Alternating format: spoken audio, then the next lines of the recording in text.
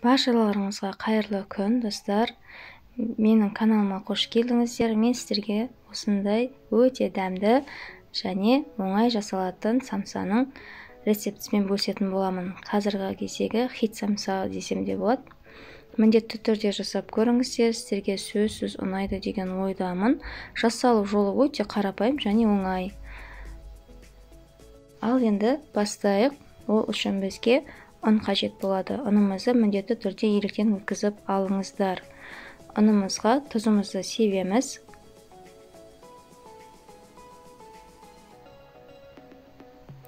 Және жақсылап араластырып аламыз.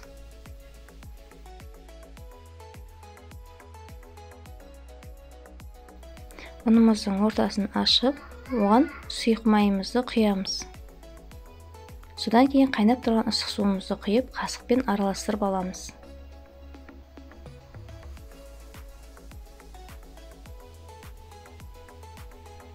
Енді әрі қарай қолымызбен қамырымызды біріктіреміз.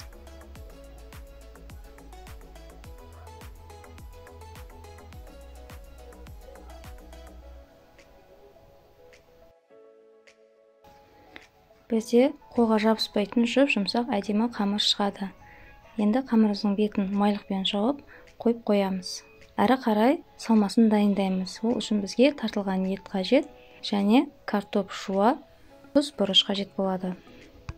Ең әуелі жуамызды майдалап турап аламыз.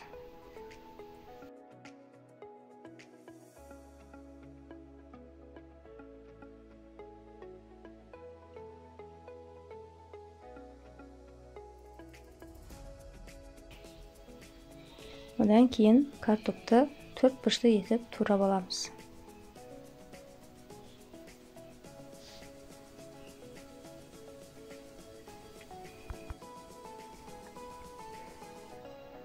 Картопымызды турап болдық, ыдысымызға салдық. Енді оның үстіне тұзымызды және қара бұрышымызды себеміз. Содан кейін мен куркума салдым және шамалы ғана қызыл бұрыш септім. Енді барлығын жақсылап араластырамыз.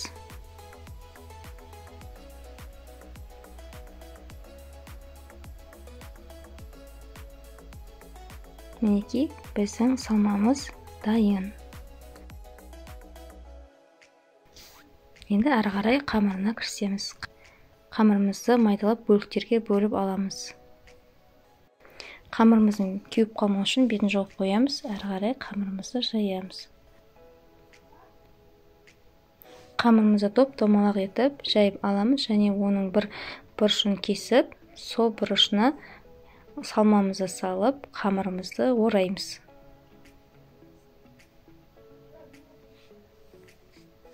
Ораған қамырымыздың түбін жақсылап бекітіп, қамырымызды бүктейміз.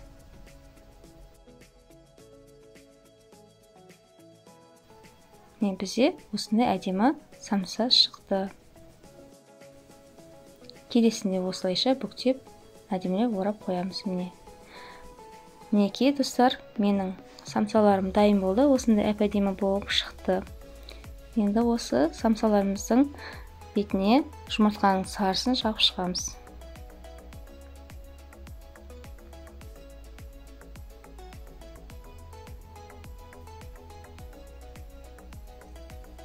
Содан кейін мак немесе кунжут сүйіп шықсаңыздар болады.